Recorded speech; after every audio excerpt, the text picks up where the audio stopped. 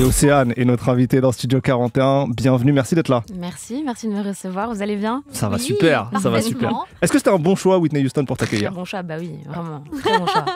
Quelqu'un que t'as beaucoup écouté? Oui, ouais, qui m'inspire énormément. Ouais, que j'ai même pu voir en concert. Mais c'est pas vrai? Ouais, je sais pas quel âge j'avais. Elle était passée à l'Arena de Genève. Et ouais, j'avais demandé à mon père si je pouvais aller la voir. Et il m'avait offert les places. J'étais trop contente. Ça rendait bien? Ouais.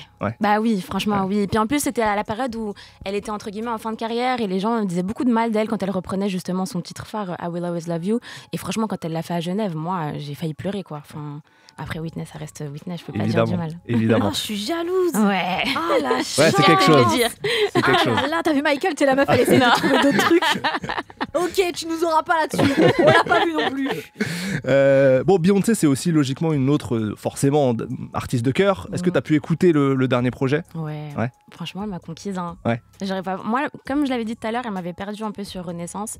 Mais là, et je pensais pas que j'allais aimer. Tu sais, des fois, j'ai regardé le format, j'ai vu 27 titres, je me suis dit, oh, c'est long. Mais en fait, je me suis pas du tout ennuyée. C'est un très beau projet et il faut aller l'écouter. On parlera de Cowboy Carter en deuxième heure tout à l'heure quand on le débriefera tous les deux, Elena. Océane, ton premier album est sorti le 15 mars dernier. Il s'intitule Nishati, ce qui veut dire énergie en Swahili. Swahili, une langue d'Afrique de l'Est. En hommage, cette langue aux origines de ta mère, le Congo et le Burundi. Oui. Cet album, c'est du très bon R&B, on a trouvé. On y retrouve Franglish et Monsieur Nov. Et pour le présenter et te présenter, on a déclenché la fameuse interview tracklist. Alors, l'interview tracklist... On dirait un accouchement. Bien sûr, on déclenche. C'est simple.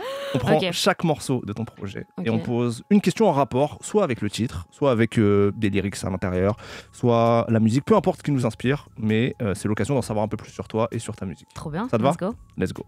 L'album commence par Lucky. Petit extrait d'abord. J'ai pas débarqué à ton taf, mais c'est mal me connaître. Si tu penses que je vais pas parler tes problèmes, direction à tes collègues, tu te trompes. Maintenant regarde-moi dans les yeux, dis-moi que je suis folle. Maintenant regarde-moi dans les yeux, dis-moi que je suis folle. Je suis crazy.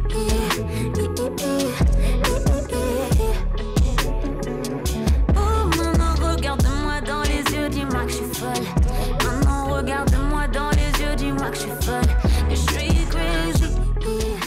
Bon, ce morceau pose les bases dès le début de l'album, évidemment. Il parle de ce que tu as fait par vengeance à un ex, mais aussi de ce que tu aurais pu faire et de ce pourquoi, du coup, il a de la chance que tu ne l'aies pas fait, que tu n'aies pas fait pire. Dedans, tu dis que tu as mis de l'eau de Javel sur ses vêtements haute couture. Est-ce que c'est réel, ça? J'aime trop laisser planer le doute, mais au bout d'un moment, je me suis dit non, parce que j'ai pas envie d'aller en prison. Donc ceci n'est que fictif, d'accord? C'est quoi la pire vengeance que tu aies pu faire Je suis pas une personne qui se venge vraiment. Enfin, de manière matérielle et tout, je sais pas, de tête comme ça, j'ai rien qui me vient. En tout cas, c'est un choix offensif pour commencer un album. C'était une évidence pour toi de commencer avec ce morceau? Oui. J'avais besoin de revenir avec un morceau impactant, un morceau qui fasse un peu parler, qui sorte même de tout ce que j'ai pu faire jusqu'à maintenant. Et je trouve que c'était le son qui s'y prêtait le mieux, en fait. Ce titre aussi, il annonce un petit peu la couleur dans le projet parce que sur 12 titres, il y en a 7 qui sont en anglais. Le titre, dans la tracklist, tu vois, il y a quand même 7 titres en anglais. J'aimerais bien savoir c'est quoi la place qu'a l'anglais ou du moins l'influence qu'a les pays anglophones, la musique anglophone dans ton art à toi. Comment tu ressens ça? Tu sais que de base, ça devait être 12 titres en anglais. Ok. Et là, je me suis dit, bon, rajoutons quand même un petit peu de français. Et non, l'anglais, c'est une langue que j'aime beaucoup, que j'ai appris à parler à travers les années, que ce soit à l'école ou même la culture américaine. Et je sais pas, ça me vient naturellement, même quand je fais mes yaourts. Bizarrement, je l'ai fait en anglais. Alors précisons pour ceux qui ne sauraient pas, quand on dit faire du yaourt, c'est dans le monde du chant, c'est chanter sans texte. Voilà. C'est pas concrètement faire des yaourts. Tu n'es pas la laitière. Je ne suis pas la laitière. Voilà. Non. Oui, quand je fais mes yaourts, du coup, je les fais en anglais. Et c'est juste quelque chose qui me vient assez naturellement. Et voilà. Ok. On enchaîne avec le morceau Got It, que tu nous feras en live d'ailleurs tout à l'heure, dans lequel tu dis que tu ouvres une fenêtre sur le petit bout de femme que tu étais. Tu reviens un peu sur ta jeunesse, sur ta construction, etc. Du coup, première question, quels étaient, même si tu as évoqué Whitney Houston, quels étaient tes modèles, tes inspirations dans ta jeunesse pour t'aider à te construire, que ce soit musicalement ou même personnellement? Alors personnellement, mes tantes, ma mère, après je vais pas envie de dire cliché, mais c'est eux mes modèles quand j'ai grandi. Et puis musicalement, encore une fois, j'évoque Whitney Houston, mais ça peut être Rihanna, ça peut être qui d'autre, ça peut être Beyoncé. Voilà, c'est toutes des femmes racisées en fait qui m'ont montré en fait tout simplement que faire de la musique c'était cool, ça m'intéressait. Et des femmes qui me ressemblaient, qui avaient la même couleur de peau que moi, qui avaient les mêmes types de cheveux que moi, et c'était important d'avoir cette représentation en tout cas sur la scène musicale, et ça m'a permis aussi de me développer, de devenir l'artiste que je suis aujourd'hui, quoi.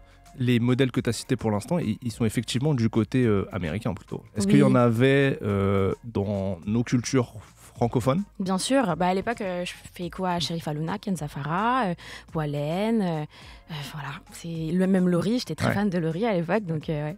Ok. Tu dis dans ce son, maman m'a pas toujours compris, je décide de monter sur Paris. Comment elle se fait justement ce départ vers la capitale? Surtout la France, parce que toi, t'es de Suisse. Ouais, je suis venue de Suisse, oui, effectivement. Ça s'est fait un peu sur un coup de tête à ce moment-là. Je crois que j'avais besoin de renouveau. J'avais 18 ans, j'avais besoin de juste vivre autre chose. Et voilà, j'ai décidé de monter sur Paris et ça s'est bien passé. Mais après, 4 ans plus tard, je suis repartie sur Genève. Et ouais, non, ça m'a forgé. Ça a fait... En fait, cette expérience-là m'a fait devenir qui je suis aujourd'hui, vraiment. Comment t'as réussi à la convaincre? Parce que si je dis pas de bêtises, là, à ce jour, c'est quand même une de tes supportrices les plus fidèles. Ouais. À l'époque, j'étais un peu une enfant rebelle, hein, quand même. Je vais pas trop poser la question. Sorry, maman. Non, ça a été un peu conflictuel. Mais au final, après, par la suite, elle a vraiment compris que la musique, c'était ma passion. Et c'est ma fan number one. C'est celle qui est derrière moi, qui me pousse tous les jours. Et j'ai vraiment, vraiment beaucoup de chance d'avoir ma famille et mes parents derrière moi. On continue avec le morceau Plan A. Oui. Y a une phrase qui m'a interpellé dedans. Tu dis que tu es tiraillé entre plaire au peuple et faire un tas de billets purple. Alors, au-delà de la punch, est-ce que c'est une réflexion que tu as vraiment, ça? Oui. Je l'avais eu à une époque. Plus maintenant. Maintenant, je suis dans une autre perspective. J'assume beaucoup plus qui je suis et ce que je veux. Mais c'est vrai qu'à l'époque, j'avais ce que j'aimais et ce que les gens attendaient aussi de moi que je fasse, tu vois. Et puis ce qui se faisait aussi sur la scène musicale. Donc j'étais vraiment tiraillée entre essayer de faire ce que les gens attendent de moi ou ce que je veux vraiment. Et c'est ce qui a fait mon développement artistique. J'ai exploré beaucoup de styles, notamment l'afro. Enfin, j'ai fait plein de choses jusqu'à me trouver aujourd'hui, quoi. Là, comment t'as trouvé cette voie-là, justement? C'est en tâtonnant un peu partout que tu t'es dit, ok, maintenant je vais plus que m'écouter moi? Comment t'as trouvé ça? Ouais, c'est en tâtonnant partout. Et surtout, j'ai eu ce déclic de me dire, je vais m'écouter. C'est important de s'écouter, en fait. C'est important de suivre son instinct. Même quand il y a des moments où personne ne croit en toi, si toi tu crois en toi, c'est ça qui est le plus important. Petit challenge pour toi comme ça, si tu devais choisir entre eux, tu fais un hit national qui te rend riche sur 3 générations. Ah non, j'aime pas ces questions. C'est une question très difficile. Mais t'es considérée un peu comme une artiste, tu vois, de supermarché. Ou bien t'es une reine sans couronne. Gros succès d'estime. Tu vis de ta musique, hein. T'es pas à la rue, mais ça sera jamais à un niveau très très mainstream. Mais je vis de ma musique? Tu peux vivre de ta musique. Deuxième option. Deuxième option sans réfléchir. Oui. C'est un très bon choix. Ouais. Du coup, petit extrait de plan. Parce que si je vis de ma musique, oui, en fait, en vrai. J'ai pas besoin de... non, ça me suffit. Bah, petit extrait de plan A, alors. Allez. Non, y a pas de plan B. J'ai que les murs ont des oreilles. Je fais confiance, go it away. Donc fais le cash, arrête de hate. Oh, dis-moi ce qu'il fallait. Plus sensible ou plus poème. Ou mentir dans mes poèmes. Morceau suivant. Boulevard Magenta. Petite bossa nova pleine de poésie. Oui. Ma question, elle concerne ton co-auteur. Parce que tu as été accompagné sur ce morceau, comme sur le reste de l'album, par Turi. Turi, rappeur, chanteur, artiste, dont on vous a souvent parlé ici, originaire du 92, au passage. Comment s'est construit cet alliage avec Turi?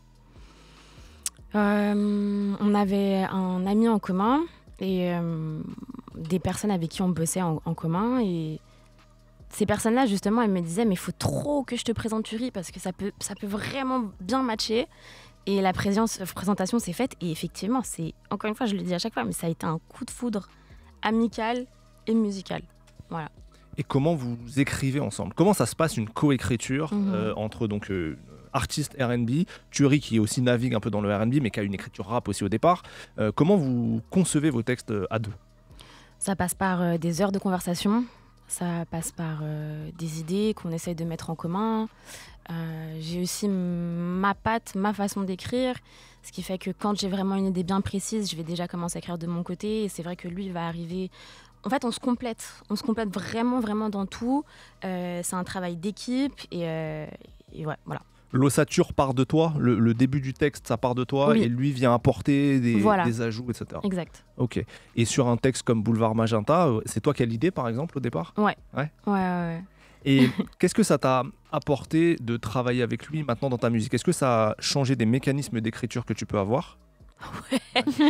Alors, Thury, comment vous expliquer ? C'est une personne qui va venir en studio, qui va se mettre derrière le micro et qui ne va rien écrire. Il va fermer ses yeux et il va faire son son comme ça. Et j'ai trouvé cet exercice, déjà, je l'ai regardé comme un ovni. Je dis, mais t'écris pas sur ton téléphone tes textes ? Il me dit non, je le fais au feeling. Et en fait, il m'a donné une autre perspective de travail qui fait que, indirectement, maintenant, quand je vais derrière le micro, je préfère fermer les yeux et m'imaginer une scène et la décrire plutôt que de l'écrire sur mon téléphone, qui est une source de distraction pour moi parce qu'il suffit que j'ai une notification. Je vais me retrouver 20 minutes plus tard sur TikTok à scroll et oublier ce que je suis en train de faire, tu vois. Donc, il m'a vraiment apporté cette technique de travail qui, aujourd'hui, je ne pourrais pas travailler autrement. Voilà. Ah, c'est beau. En ce moment, on parle de plus en plus de bossa nova, mais faite par des artistes francophones. Nous, on avait reçu Aboutal il y a quelques semaines pour son projet. Est-ce que toi, Il y a Opinard aussi. Hein. Ouais, Opinard, bien sûr. Est-ce que toi, tu as des refs bossa nova comme ça qui te sont venus dans la création aussi de ce morceau, par exemple ? Pas vraiment, je connais pas. J'écoute de la bossa nova, je pourrais pas te dire comme ça des artistes, mais j'ai pas forcément de ref. Je trouve juste que c'est un style magnifique. Et c'est un style sur lequel on peut raconter de très belles choses. Et c'est pour ça que je l'avais choisi pour Boulevard Magenta. Ouais, ça pousse à la poésie, vraiment. Ouais, vraiment. Morceau suivant, intitulé Nobody. Alors, on va continuer à parler des gens avec lesquels tu as construit cet album, parce qu'il y a un gros changement d'instru sur ce son. Donc, ça m'a donné envie de parler du beatmaker, Black Do, qui a bossé avec Taïk, avec Tadjou, avec Lefa, avec plein de monde. Comment s'est faite cette collab avec Black Do ? Comment vous avez bossé ensemble ? Black Do, c'est une des personnes avec qui j'ai commencé à travailler depuis le tout début que j'ai commencé à faire de la musique. Donc, c'était juste naturel et évident. Je veux dire, j'ai bossé sur lui sur presque tous mes projets. Et donc, pour un plus long projet, j'avais besoin d'être entourée de personnes en qui j'avais totalement confiance et avec qui ça matchait à 100%. Et Black Do, c'était la personne. Et aussi, il ne faut pas lui retirer le talent. C'est une personne polyvalence. Une polyvalence. C'est une personne qui est extrêmement talentueuse. Donc, c'était la personne idéale, quoi. Vous partez souvent de ses compos à lui et toi, tu fais tes mélodies ou c'est l'inverse ? Non, encore une fois, tout est dans un échange parce que peut-être que des fois, il va y avoir une boucle et on va construire le son à partir de la boucle qu'il aura déjà fait au préalable. Mais parfois, la plupart du temps, c'est vraiment au feeling. Il fait des accords, je dis que ça c'est cool, et puis après, ça continue et ça se fait comme ça, quoi. Vous co-composez en studio ? Oui. Hein, ok. Dans ce morceau, Nobody, il y a une phrase qui a encore retenu mon attention. Tu dis en mélodie, je suis un peu Kobe, Jordan ou LeBron. Moi, dès qu'on cite du basket, déjà, je suis à fond. Faut choisir. Hein. Kobe, Jordan ou LeBron. Bon. Dans le R&B, si on prenait ces trois légendes et qu'on se demande qui est Jordan, qui est Kobe, qui est LeBron, dans le R&B francophone. Attends, c'est qui le plus fort entre les trois ? Ça, c'est la vraie question. C'est ça le débat. Je te donne un avis. Alors, je sais qu'en régie, il y a des spécialistes là-bas et on n'est pas tous d'accord. Michael Jordan est souvent considéré comme le GOAT un peu absolu. Ok. Moi, j'aurais tendance à dire Kobe puis LeBron. Il y a beaucoup de gens qui vont mettre LeBron au-dessus. Mais bref, c'est un peu un trio qui s'équivaut, tu vois. Ok. Alors, Michael Jordan, pour moi, c'est Brandy. Ok. Period. C'est elle. Pour moi, c'est en termes de lyricisme, de top line, d'harmonie, de voix, c'est Brandy. Ensuite, on avait qui ? Allez, on met Kobe. Allez, on va mettre Kobe. Après Kobe, je vais mettre Whitney. Ouais. Et après, c'était LeBron. Ouais. LeBron James. Franchement, j'ai envie de te dire Beyoncé, parce que là, en ce moment, en tout cas, avec son dernier album, elle va vraiment montrer que le trône lui appartenait. Donc, Beyoncé. C'est un beau trio, ça. Brandy, Whitney et Beyoncé. Ok. Particulièrement d'accord. Oui, de grande fan de Brandy et de Monica. Ouais, moi, Monica aussi. Ouais, Monica aussi. Sous-côté de fou. Ouais, de fou malade. Ça me rend folle que personne lui donne ses fleurs. C'est vrai. Et la je trouve ça trop dommage. Ouais. Là, tu as parlé quand même de légende, mais j'ai l'impression que tu es aussi une auditrice de R&B encore actuelle. Ouais. Est-ce que tu as des petites pépites comme ça, des gens que tu suis en ce moment ? Vas-y, qui ? C'est le moment de citer des noms, là. En ce moment, je suis beaucoup... Enfin, tout le temps, ça me saoule à chaque fois, je dis la même personne. Mais c'est vrai, je peux pas mentir. Kelani. Ah oui. ok. En plus, elle est en train de teaser un nouveau son. Ça veut dire qu'elle va sortir un nouveau son et potentiellement un nouveau projet. Donc, je suis vraiment très excitée. Summer Walker aussi, je suis beaucoup revenue sur ce qu'elle fait. Et qui on a SZA. César, ok. Ouais.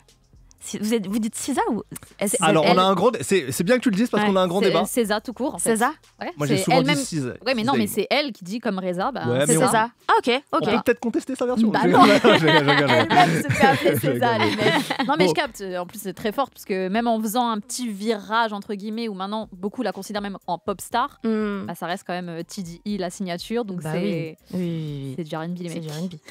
Mais puisque tu parles de TD, ça me fait le lien avec la question que je voulais poser après. Sur la deuxième partie de ce morceau, Nobody, Ouais. t'as un flow un peu plus rap. En vrai, ça te va bien ça. Je suis en mode ego trip à fond les ballons. Ouais, cet aspect rap, c'est un truc que j'avais envie d'expérimenter un petit peu, mais j'osais pas forcément. Je me prenais pas trop au sérieux non plus, tu vois. Parce que j'ai l'impression que j'ai une petite voix et tout, faire du rap et tout. Et Thierry m'a poussé là-dedans. Et en plus, dans mon équipe, j'ai beaucoup de personnes qui écoutent du rap. Donc à chaque fois que je faisais le son, je dis vous êtes sûrs les gars, je m'affiche pas là. Vous êtes sûrs? Et tout le monde me disait non. Et au final, bah ouais, j'aime bien et je crois que je vais continuer un petit peu. Hein. Franchement, j'aimerais bien. Parce que Continue. tu citais Wallen tout à l'heure. Wallen, un jour, elle a posé un couplet de rap avec Rof sur le morceau Charisme. C'était incroyable. C'est vrai? Ah ouais. Ouh, ok. Donc À voilà. exploiter.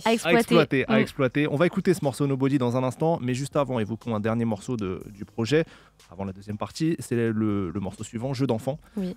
Titre très fort, petit extrait de Jeu d'enfant. Il y a quelque chose de pas normal depuis quand doit-on jouer en secret? Et pourquoi ce monstre m'appelle par les jolis noms que mes parents se prêtent? Ça tourne trop vite, j'aimerais simplement que le tourniquet s'arrête. Je ne veux pas de ces étreintes, elles sont un parfum de cigarette. Je veux faire taire le silence. Je n'ai plus envie de danser. Je vais pas te poser de questions sur ce morceau, mais est-ce que toi, tu veux dire un mot sur cette chanson, sur peut-être la manière dont tu l'as écrite? Ça a été un titre extrêmement compliqué à faire. Et après, ce que je dis souvent quand on me pose une question, quand on me parle de ce titre-là, j'ai envie de dire qu'il est implicitement explicite. Oui, voilà, tout à fait. simplement. Écoutez Jeu d'enfant qui est à découvrir dans Nishati, le premier album d'Océane, dont il est temps d'écouter un morceau en entier. C'est Nobody tout de suite. Il s'arrête brutalement ce son. Ouais. On est toujours dans l'interview tracklist avec Océane pour son album Nishati qui veut dire énergie en Oui. swahili. On reprend la tracklist, on arrive au morceau Seul Again. Mhm.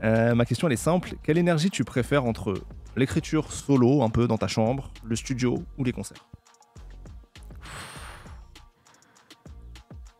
Tu sais quoi, j'ai envie de dire les concerts.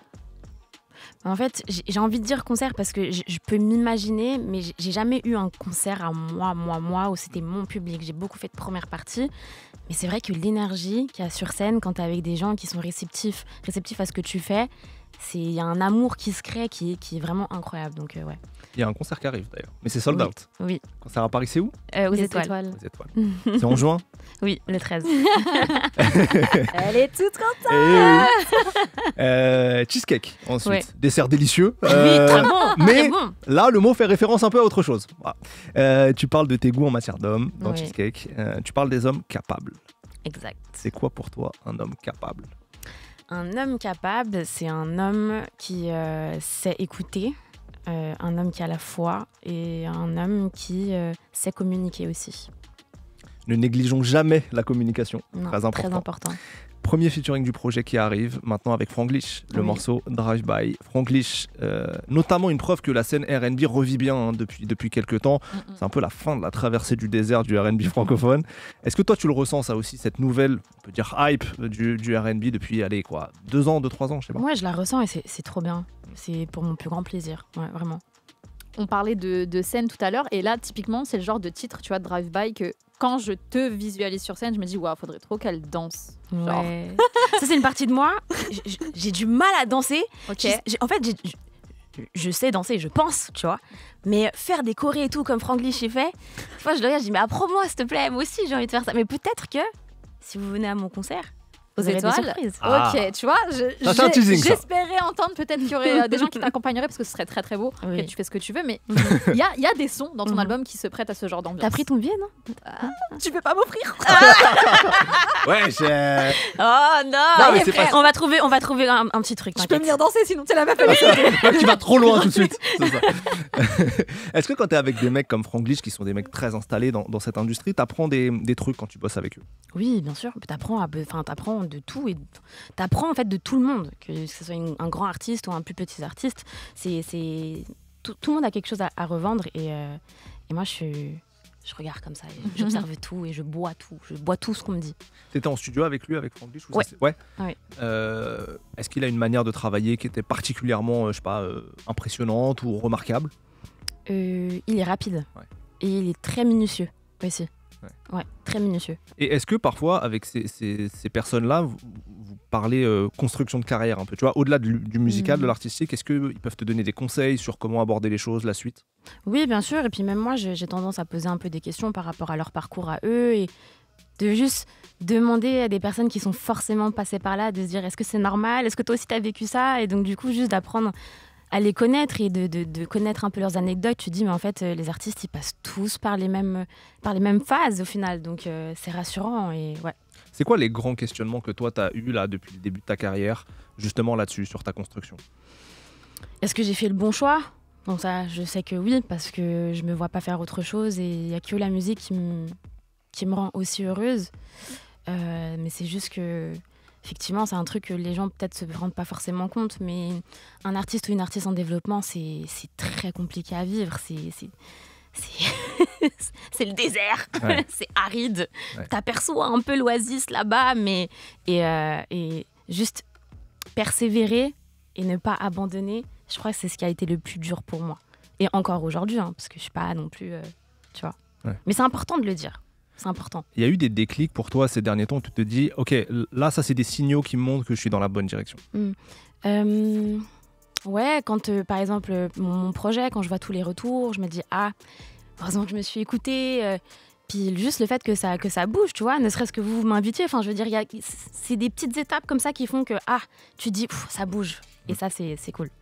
Dans la mesure où toi, quand t'es arrivé, t'as quand même côtoyé assez vite des grosses stars, tu vois, parce que le label contacte un tel ou sinon vous êtes signé sur le même label. Est-ce que t'as encore un stress de te retrouver des fois en session studio avec des grosses têtes?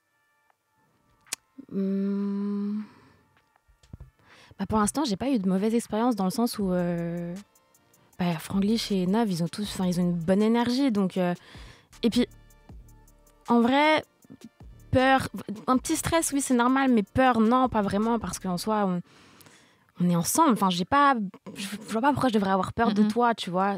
Au pire, ça se passe pas bien, et puis tant pis, tu vois. Voilà. On approche de la fin de l'album, la température monte un petit peu avec le morceau Nasty, extrait tout de suite. Lundi, je ferai ta paille, ma lingerie t'attend. Je parie que le lit se souviendra de la première fois. Mardi, je veux du cardio, papi, crée ce tsunami. Oh, je vais assumer, ne te retiens pas. Et le mercredi, dans la nuit, donc ici on fait du bruit. Le lendemain, j'irai pas au tard. Dans la journée, pense à moi. Mais le vendredi, repose-toi. Parce que le week-end sera nasty. Tu peux me croire, je connais les secrets de vie. Faut bien se reposer le vendredi, c'est la leçon que j'ai retenue. C'est le conseil d'Océane. Question, c'est quoi ta bande-son idéale pour les moments un peu nasty? Ismaël. Quoi C'est quoi cette question? Ou alors des artistes. Oui, Non, une bande son ou des artistes. Je sais pas si vous vous rappelez, mais ça c'était à l'époque. Chris Brown et Tyga, ils avaient fait un projet en commun. Ouais, Oui. bien sûr. Tous les sons de l'album. Ok. Comme ça, c'est clair. Ok. Je me rappelle plus, Ouais. tu peux chercher le nom du projet Non. si tu peux, là. Il y avait Wet the Bed, il y avait Ouais. il y avait quoi d'autre dedans? C'était que des sons comme ça. Parce qu'il faut donner le conseil. C'était Fan of a Fan. Exactement, Fan of a Fan. Ouais. C'est quoi ça? C'est 2016, 15 un truc comme ça 2015, 2015. exactement. Il y avait Ayo dedans et tout. Ouais. Voilà, tout l'album. On vous a donné un Moi, style. c'était Beaches and Marijuana, mon son préféré. Sur le... ouais. Donc, pas trop le mood pour les moments nasty, mais. Oh, bah. Il y a de tout pour tout le monde. Il y a de tout, c'est ça. Tu fais comme tu le sens. Chacun voilà. ses préférences. Exactement. On reste dans l'amour avec le deuxième featuring de l'album, Monsieur Nov. Le morceau s'appelle Mieux que les autres. Ouais. Monsieur Nov, l'un des rois du R&B français depuis plus de 15 ans maintenant. The GOAT. Comment ça s'est passé la collab avec lui? En fait, l'avantage d'être entouré par des personnes comme mon producteur qui ont énormément de contacts, ça fait que du coup, j'ai pu avoir un lien de communication avec lui assez rapide. Et j'étais trop contente qu'il accepte. Encore une fois, c'était peut-être un petit moment fangirl comme ça, et où tu te dis, quand t'es plus jeune, t'écoutes ses sons. Puis à l'époque, je pensais même pas que j'allais être artiste, et de me revoir aujourd'hui, je suis assise en studio, je me rappelle, il était juste là, il écoutait ma musique, et puis il disait à quel point, pour lui, à ses yeux, j'étais une artiste qui était forte et tout. C'était un super beau moment. Oui, parce que c'est quelqu'un qui t'a forcément marqué artistiquement. Ouais. Mais c'est le pionnier du R&B pour moi, en France. Oui, on va l'écouter dans un instant ce featuring, mais juste avant, parlons du dernier morceau, Happy Jersey. Oui. Tu t'es aventuré sur une sonorité un peu de Jersey. Ouais. Voilà. C'est quoi les vibes les plus audacieuses sur lesquelles tu t'es essayé en studio? Est-ce que tu t'es du genre à tenter des trucs? Il y en a deux, Rest in Peace, vraiment. Rest in Peace. Vraiment. Il y en a un qui s'appelait Shine, et c'est un titre que j'aime beaucoup. Franchement, je pense un jour je le sortirai. C'est un peu plus de la funk. Ouais, beaucoup plus funk. Et puis il y en a un autre qu'on a essayé, mais au final, c'était pas trop ça. C'était un truc un peu plus grunge rock, un peu à la Post Malone. Voilà. Et c'était pas concluant? Pas du tout. Pas du tout. Pas du tout. On n'a même pas terminé pour te dire. Mais là, la Jersey, ça fonctionne bien en vrai. Oui, c'est trop cool. Up tempo, comme ça, c'est pas mal. Ouais. On va écouter le featuring avec Monsieur Nov, plus conventionnel, plus R&B conventionnel. Ça s'appelle Mieux que les autres, et c'est tout de suite dans Studio 40. On est en ambiance R&B aujourd'hui. Meryl et Jossman pour Ton Ami sur Move à l'instant. Et ça y est, c'est l'heure de retrouver notre invité, Océane, en live au micro de Studio 41. Océane, t'as choisi le morceau Got It. Yes. Tu es prête? Je suis prête. J'aime ça. Océane en live, c'est maintenant. Studio 41. Studio 41 Move. Yeah. J'aimerais juste ouvrir une petite fenêtre pour vous dire le petit bout de femme que j'étais. Yeah. J'étais presque une petite fille modèle.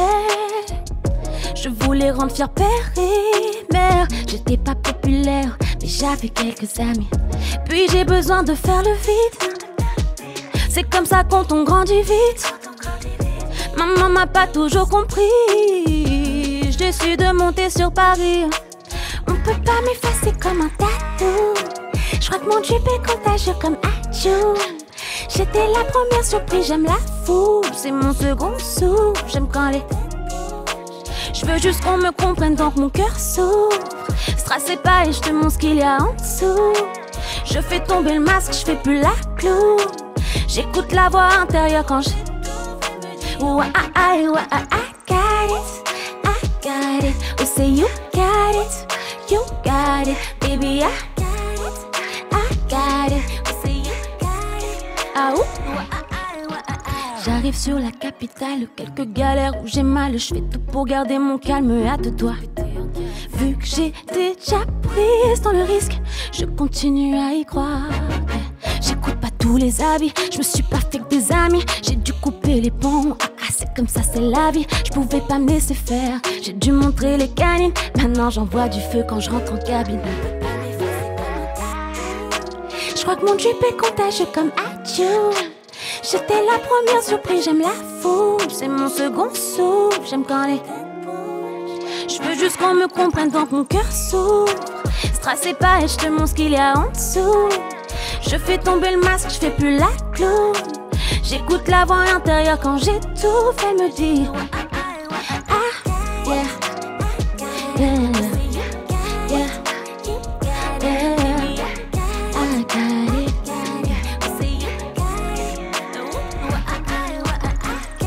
Oh baby, I got it.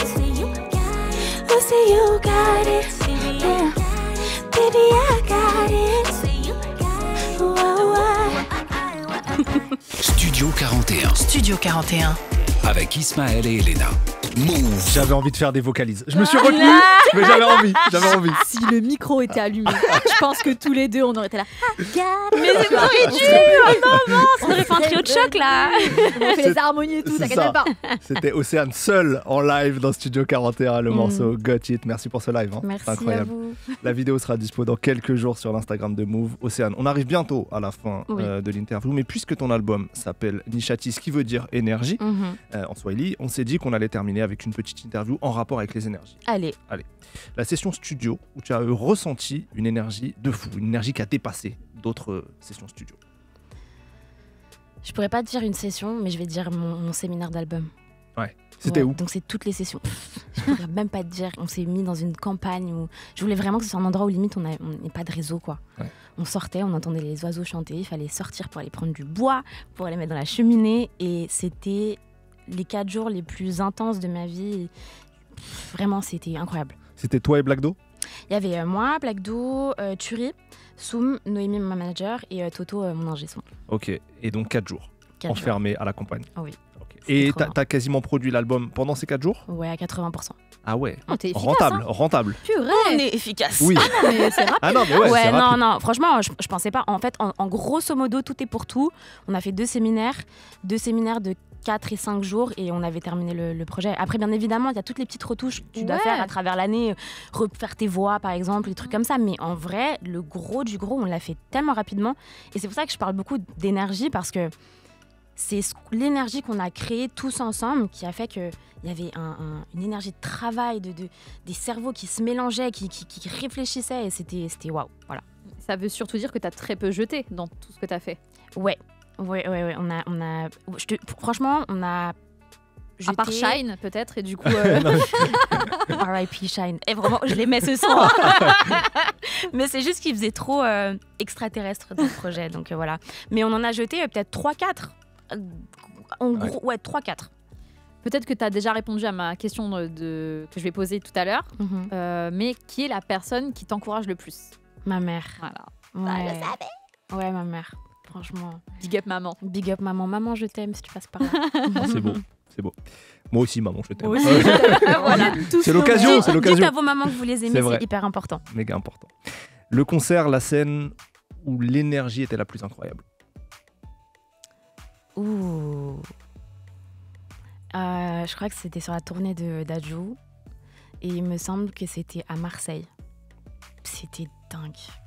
Non, il y a quelques dates que j'ai fait avec Dadju, franchement, Bordeaux aussi, waouh, c'est vraiment... Le public de Dadju, il faut le dire, hein, c'est un public exceptionnel, donc ouais. Ouais. C'est des salles qui sont immenses. Toi, t'as un petit track avant de monter devant autant de gens. Quoi? C'est des zéniths. Ouais. Moi, Dadju, il m'a fait une phase, je faisais pas les premières parties, je faisais que le son, tout, rien du tout avec lui de base.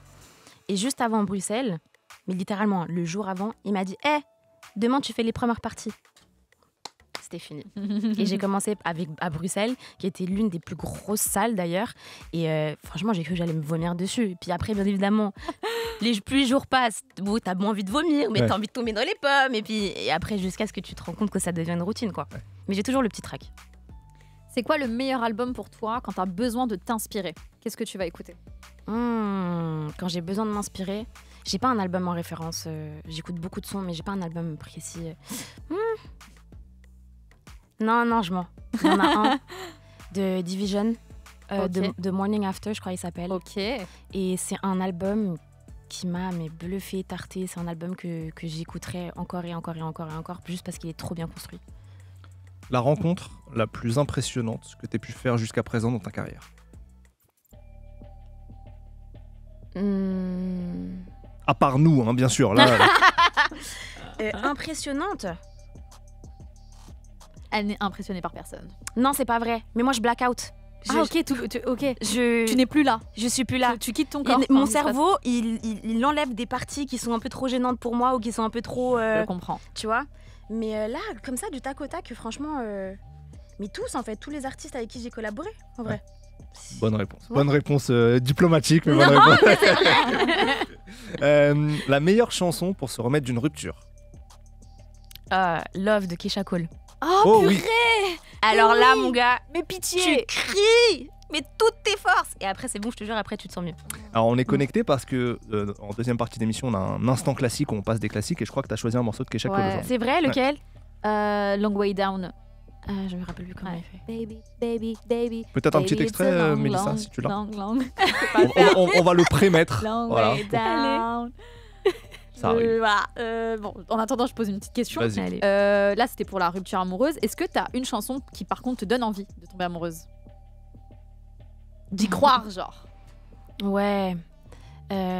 This is why I love you de. Comment il s'appelle? This is why I love you. Comment il s'appelle? Major, je crois. Ouais, ce son, il est exceptionnel. Je le mettrai à mon mariage. En attendant, on peut écouter un petit Kesha Cole. Ouais, Major. Ah, ok. Kesha Cole aussi, trop sous-côté. Hein. Oui. Désolé. Hein. Oui. Non, Kesha Cole sous-côté et le morceau Love que tu cites, enfin que tu as cité il y a quelques minutes, je crois qu'il est en train de revenir un peu sur les plateformes, Ouais. sur les réseaux sociaux. Il y a plein de Ouais. gens qui, Oui, le, oui. qui le reprennent. Donc Ouais. quand vous faites des trucs comme ça sur TikTok, c'est bien, mais faites attention à nos classiques. Faites s'il vous attention plaît. à nos classiques, s'il vous plaît. Bon, c'est avec ça qu'on termine. Attention à nos classiques. Attention. Océane, c'est déjà la fin, mais merci beaucoup d'avoir été avec nous. Merci, j'ai passé un super moment. C'était Pareillement. trop cool. Oui. Parler de R&B, franchement, on pourrait parler des heures. Moi de aussi, R&B. hein, faut pas m'inviter dans ce genre de trucs, hein, parce que. On refera des choses pour parler Avec R&B. plaisir. En attendant, ton album Nishati est disponible partout. Oui. C'est de l'excellent R&B. Merci. Monsieur Nov et Franck Lish au casting, Turi à la co-écriture, Black Do à la prod. Ça, c'est l'équipe autour d'Océane. On vous le conseille. On se quitte avec un dernier extrait, le morceau Cheesecake. Allez, let's go. Et ensuite, ça sera Edge et Asaf sur le projet de DJ Matou, Elixir Volume 2. Excellent projet. On est ensemble jusqu'à 21h. Restez avec nous sur Move.